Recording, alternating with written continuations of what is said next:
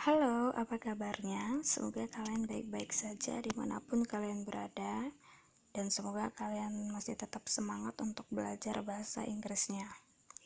Baiklah, topik kali ini kita akan membahas tentang concordance atau subject verb agreement.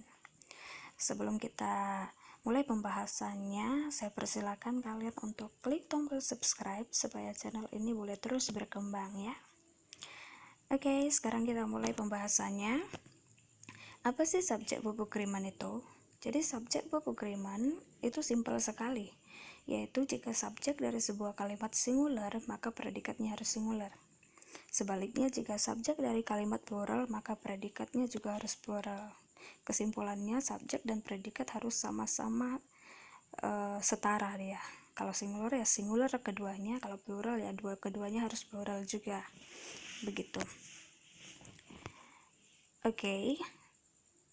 Keyword atau kata kunci lainnya yang harus kalian ingat adalah jikalau kata kerja ditambahkan s itu akan menunjukkan singular, sementara kata benda jikalau ditambah s dia itu malah berbentuk plural ya. Kenapa kita perlu paham ini? Karena kita fokus kepada subjek dan verb di dalam topik subjek verb agreement kan. Nah, kalau subjek itu dia selalu bentuknya kata benda, sementara kalau verb ya berbentuk kata kerja. Begitu. Maka bagaimana kita kalau mau tahu apakah subjek ini singular atau plural, atau kata kerja ini singular atau plural kalau tidak tahu sistemnya di dalam bahasa Inggris? Yaitu ini tadi, kata kerja menjadi singular kalau ditambah s, sementara kata benda menjadi plural kalau ditambah s. Ya, kebalikannya. Oke, kita lihat contoh. The girl wears dress. The girl wears dress. The girl adalah subjek, wears adalah kata kerja, verbnya. Girl di sini kata benda tidak pakai s, maka dia singular. Wears di sini pakai s, kata kerja yang pakai s, maka dia juga singular. Jadi sama-sama singular. Oke. Apakah sesimpel itu?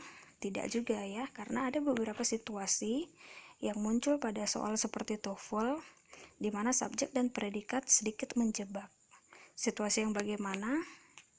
Situasi yang dimaksud adalah seperti 1. Setelah frasa preposisi, 2. Setelah quantity, 3. Setelah kata kerja posisinya tertukar, dan 4. Setelah kata tertentu seperti anybody, everybody, no one, something, it's, and every.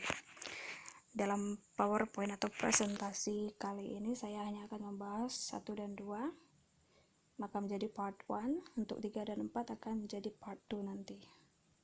Oke, sekarang kita bahas yang situasi pertama, yaitu subject verb agreement setelah frasa preposisi. Frasa preposisi ini terletak di antara subjek dan predikat, oleh karena itu membuat bingung yang mana, membuat pembaca terkecoh yang mana subjeknya, karena ada frasa preposisi di antara subjek dan verb. Seperti contoh, the key to the doors is in the drawers. Banyak yang terkecoh menganggap to the doors atau the doors sebagai subjek karena bertepatan di sebelah kata kerja verb, kata kerja is. Padahal salah. Doors di sini adalah bagian dari frasa preposisi to the doors. Yang menjadi subjeknya adalah the key, karena artinya adalah kunci untuk pintu-pintu. Poinnya adalah kunci. Maka the key yang menjadi subjek. Oke.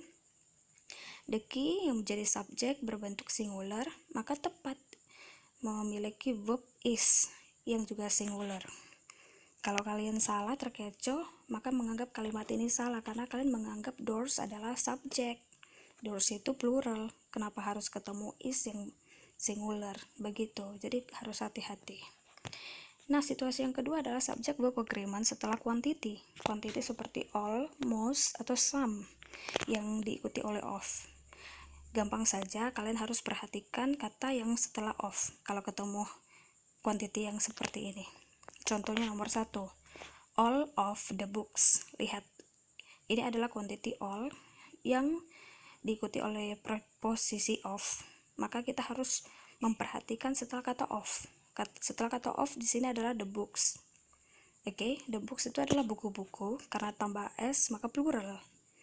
Oke, so subjek di sini adalah plural, begitu. Maka tepat sekali ketemu dengan verb were. Were di sini adalah berbentuk plural. Bandingkan dengan contoh nomor 2, all of the information.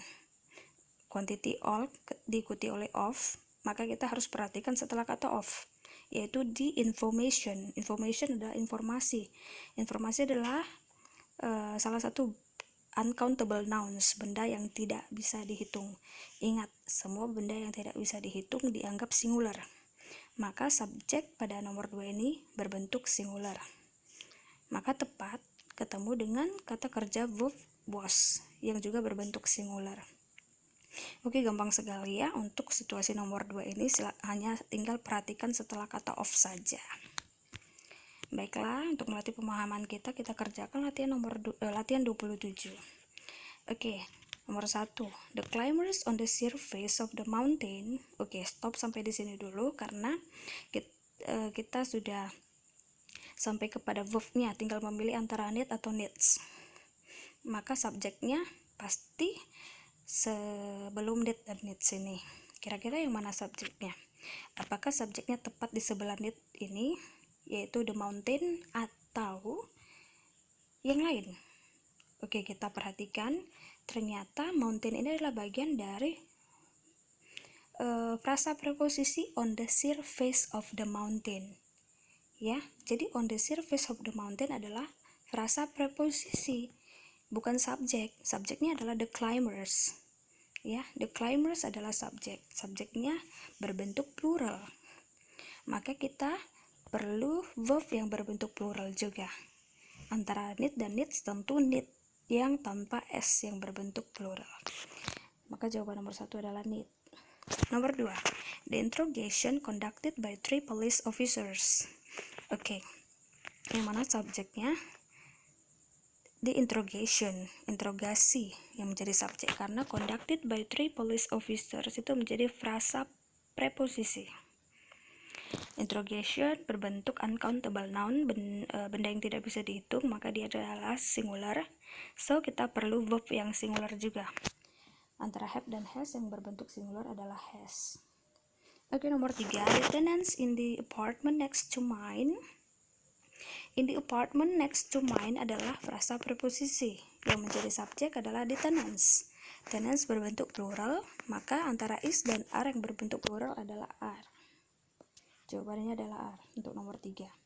Begitu. Oke, untuk nomor 4 sampai 5 silahkan kalian kerjakan sendiri ya.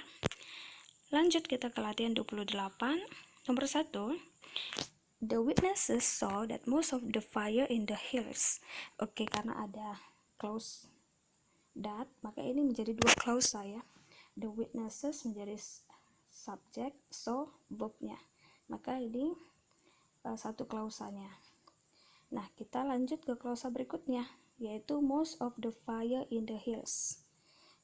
Oke, ini sepertinya situasi yang kedua, ada kata of. Maka kita harus perhatikan setelah kata of. Setelah kata of adalah the fire. Fire itu uncountable noun, tidak bisa dihitung, maka dianggap singular. Maka verb yang tepat adalah was, karena dia berbentuk singular juga. Nomor 2, some of the animals from the zoo. Oke, ini juga situasi yang kedua, setelah quantity of. Maka kita perhatikan setelah of adalah the animals. The animals itu bisa dihitung dan berbentuk plural, maka subjek kita plural untuk nomor 2. So kita memerlukan verb yang plural juga. Was dan were, yang plural adalah were. Oke, begitu.